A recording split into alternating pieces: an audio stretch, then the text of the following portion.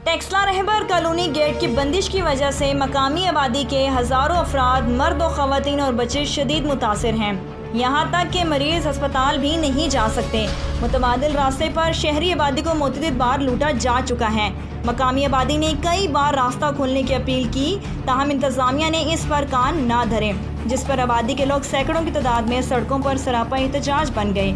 इस मौका पर शहरियों ने एहतजाज करते हुए टाइम्स न्यूज़ उर्दू से ख़ुसूसी गुफ्तगू करते हुए कहा कि शुरू में ये रास्ता हमारे अंडर ही था, इस्तेमाल करते रहे। अब क्योंकि कोरोना का बहाना करके इन लोगों ने ये रास्ता बंद किया है और गुज़िश्ता 6 महीने से हम इस इंतज़ार में हैं कि यार अगर ये मामला ख़त्म हो तो ये रास्ता खुल जाएगा, क्योंकि अब कोरोना की सूरत हाल बहुत बेहतर है, मगर अपनी ज़ाती अना और जो है की वजह से इन लोगों ने ये रास्ता बंद किया। लाना चाहते हैं, टेक्सला की तारीख दोहराना चाहते हैं, इसे दोबारा खंडरात में लाना चाहते हैं। मुझे ये चीज़ समझ नहीं आ रही। रास्ते जो खोलने होते हैं, ये ज़ोहर इस्लाम से पहले भी लोग रास्ते बनाते थे, ये नेक अमाल थे, अमाल में नेक लोगों में शुमार होते थे, जो अच्छे वाले लोगों में। अब ये मुसलमान होकर रास्ते बंद कर रहे हैं, मुझे इस चीज़ की समझ नहीं आ रही। रास्ता हमारा ये है, हमारा कानूनी हक है जो हमको दिया जाए, जो कि 3 माह से बंद है।